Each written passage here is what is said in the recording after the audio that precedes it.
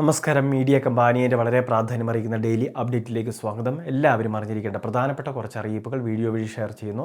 ഏറ്റവും ആദ്യത്തെ പ്രധാന അറിയിപ്പ്, PM കിസാൻ സമ്മാൻ നിധിയുടെ വർഷം 6000 രൂപ ലഭിക്കുന്ന ധനസഹായം നമ്മളുടെ വീടുകളിൽ വാങ്ങുന്നുണ്ടെങ്കിൽ തീർച്ചയായിട്ടും ഈ കാര്യങ്ങൾ ശ്രദ്ധിക്കണം. അനർഹമായിട്ട് ആനുകൂല്യം വാങ്ങുന്നവർ, അതായത് വിവിധ പ്രൊഫഷണൽ ജോലിയുള്ളവർ ആനുകൂല്യം വാങ്ങുന്നുണ്ടെങ്കിൽ, അല്ലെങ്കിൽ സർക്കാർ ജോലിയോ സർവീസ് പെൻഷനോ ലഭിക്കുന്നവർ ഈ ആനുകൂല്യം വാങ്ങുന്നുണ്ടെങ്കിൽ, ഇതുകൂടാതെ തന്നെ ആദായ നികുതി അടയ്ക്കുന്നവർ, ഇൻകം ടാക്സ് കൃത്യമായിട്ട് അടച്ചുകൊണ്ടിരിക്കുന്ന വ്യക്തികളൊക്കെ ആണെങ്കിൽ ആനുകൂല്യം വാങ്ങാൻ പാടില്ല. ആധാർ വെച്ച് നമ്മളുടെ കൃത്യമായിട്ടുള്ള വിവരങ്ങൾ കണ്ടെത്തും. വാങ്ങിയ തുക അത് കൃത്യമായിട്ട് തിരിച്ചടയ്ക്കേണ്ടി വരും.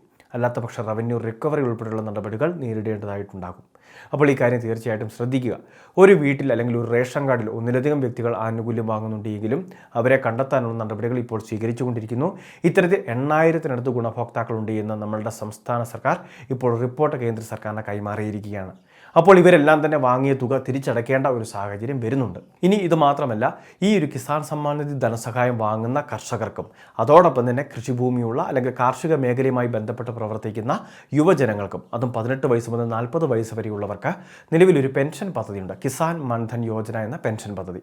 ഇതൊരു പങ്കാളിത്ത പെൻഷൻ സ്കീമാണ്, കേന്ദ്ര സർക്കാരിൻ്റെ സ്കീമാണ്.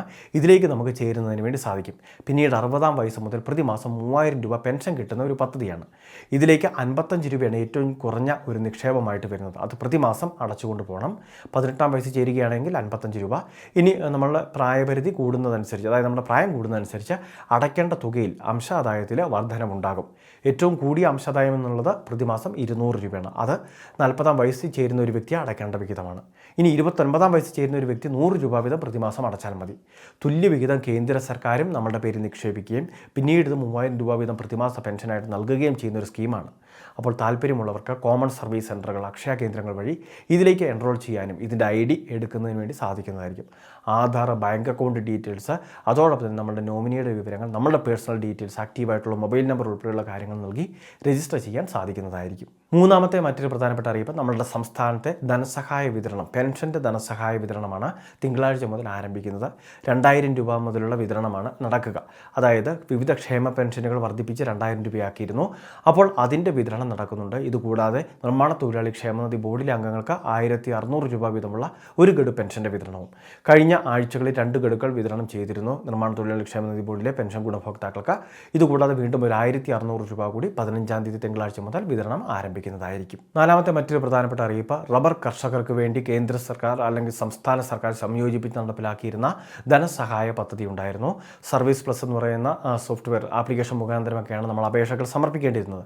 നവംബർ മാസം അവസാനിക്കേണ്ട സ്കീമായിരുന്നു. എന്നാൽ ഇത് വീണ്ടും ഇപ്പോൾ ഒന്നുകൂടി ഇതുവരെ രജിസ്റ്റർ ചെയ്യാൻ സാധിക്കാത്ത കർഷകർക്ക് വേണ്ടി അവസരമൊരുക്കി തരികയാണ്. ഡിസംബർ 15-ാം തീയതി ആരംഭിച്ച് 19-ാം തീയതി അവസാനിക്കും. ഡിസംബർ 15-ാം തീയതി മുതൽ നമുക്ക് ഓൺലൈൻ വഴി രജിസ്റ്റർ ചെയ്യാൻ സാധിക്കും.